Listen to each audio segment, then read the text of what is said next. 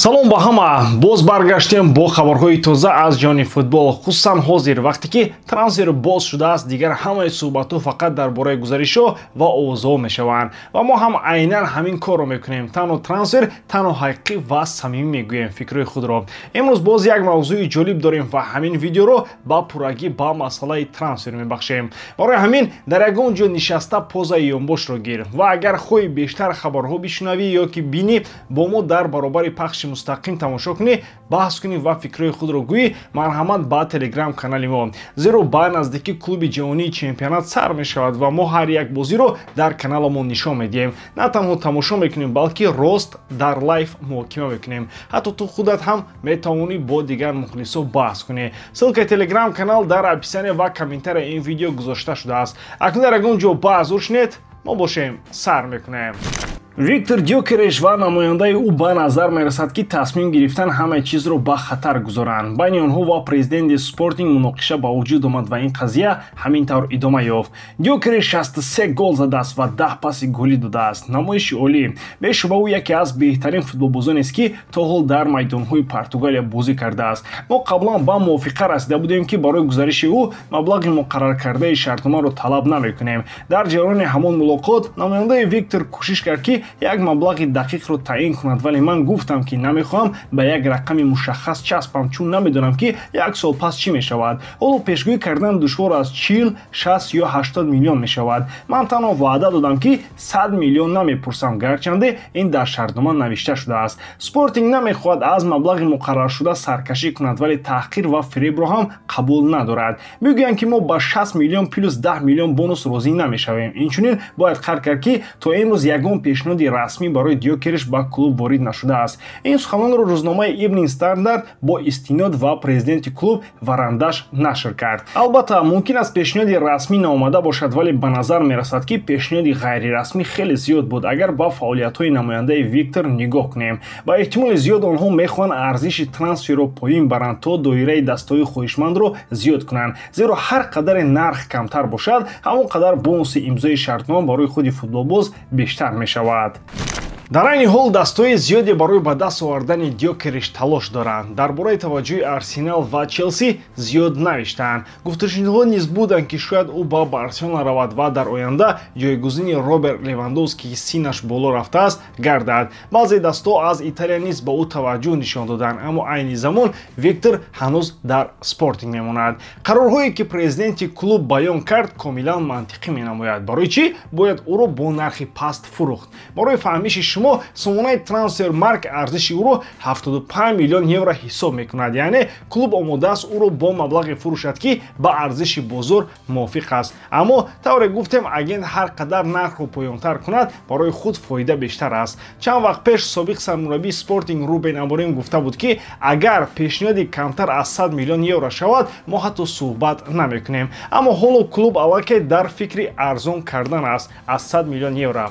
хулоса мубориза барои Виктор ҷиддӣ хоҳад буд. ҳамаи дастаҳои калони премер-лигаи Англия дар айни замон ба форварди марказӣ ниёз доранд. бинобар ин рақобат шадид хоҳад шуд. масалан, Манчестер Юнайтед метавонад ба ҷои Куня ки арзишаш 80 миллион аст, ҳамин маблағро ба сӯи Гёкереш равона кунад. бале мушкилот буд. гуфта мешуд ки худи футболбоз намехоҳад ба Манчестер Юнайтед равад ва барои ин сабабҳои шахсии худро дорад. вале мо ҳама медонем ки шартномаҳои калон чӣ гуна метавонанд фикри бозингарон, мураббиён ва ҳама гуна шахсро дигар кунанд.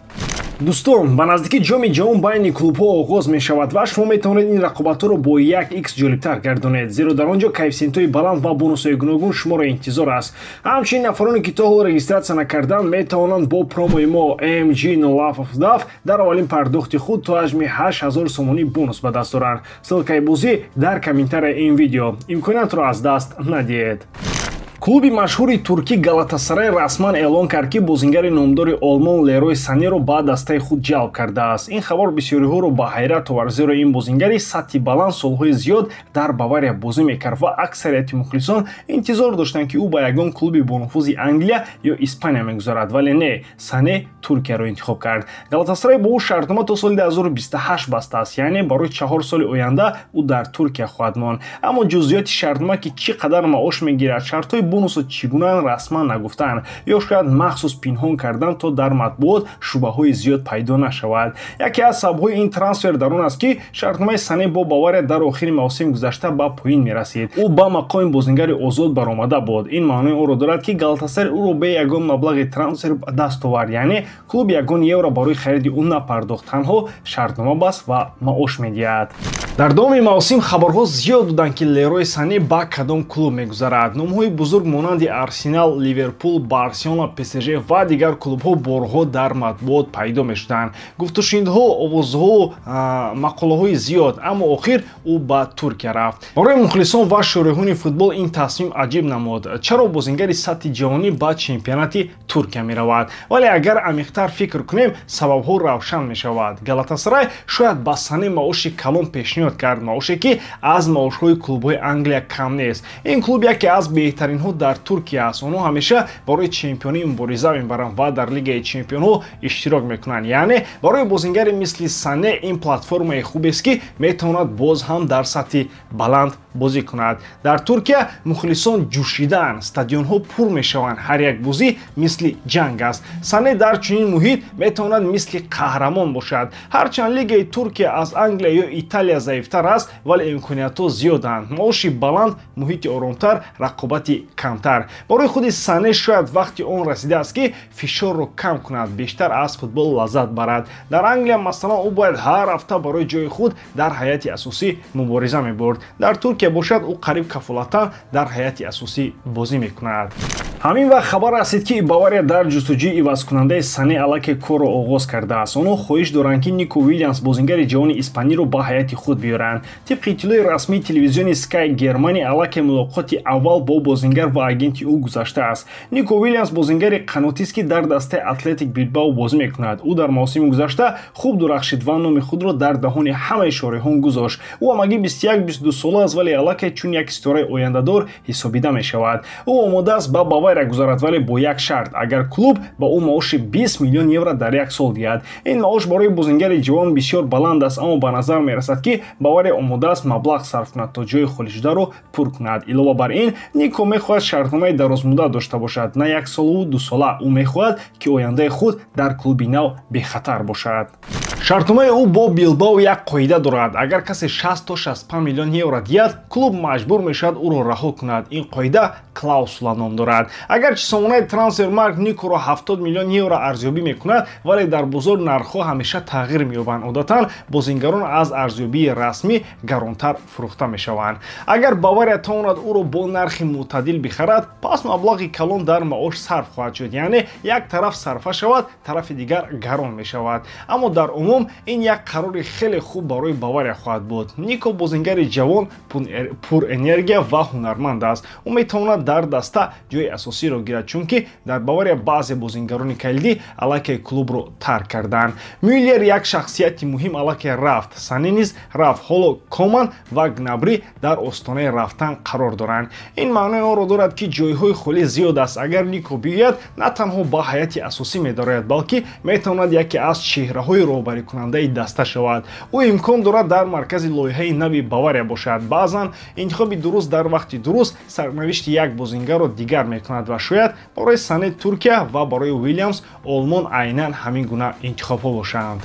Луис Диаз ва падараш ба гуфти мардум обро каме лой карда истоданд. Падараш ё худ Диази калон ба наздикӣ гуфт, ки писараш гӯё аз хурдӣ мухлиси Барселона будааст. Ӯ чунин гуфт: Луис ба ман чизе дар бораи гуфтугӯ бо Барселона нагуфтааст, лекин дуруст аст, ки ӯ мухлиси ин даста аст. Барои мо орзу мешуд агар ӯ дар Барса бозӣ кунад. Ҳама ин суханон дар замоне садо медиҳанд, ки овозҳо зиёдан гӯё дастаи навбатии Луис метавонад Барселона бошад. Ва боз як чиз, чанд вақт пеш падараш мегуфт, ки Луис ҳамеша мехост ба яке аз тимҳои Мадрид равад ва рӯи футболбозои мисли Фалкао ва Хамисро пеш гирад. Ҳоло бошад ногаҳон мухлиси Барселона шудааст. Чизи аҷиб. Ба назар мерасад, ки онҳо қасдан чунин ҳарфҳо мезананд, то вазъро каме тағйир диҳанд. Эҳтимол ҳадафи онҳо фишор овардан ба Ливерпул аст, ки ба Луис шартномаи нави беҳтар пешниҳод кунанд. Худи футболбоз гуфт: ман дар Ливерпул худро хуб ҳис мекунам. Мо бо чанд клуб дар гуфтугӯ ҳастем. Ин як чизи муқаррарӣ дар бозори футбол аст. Мо мебинем, ки кадом вариант барои мо беҳтар аст. Агар Ливерпул ба ман пешниҳоди хуб диҳад, ман боқимондаи 2 соли шартномаро мемонам.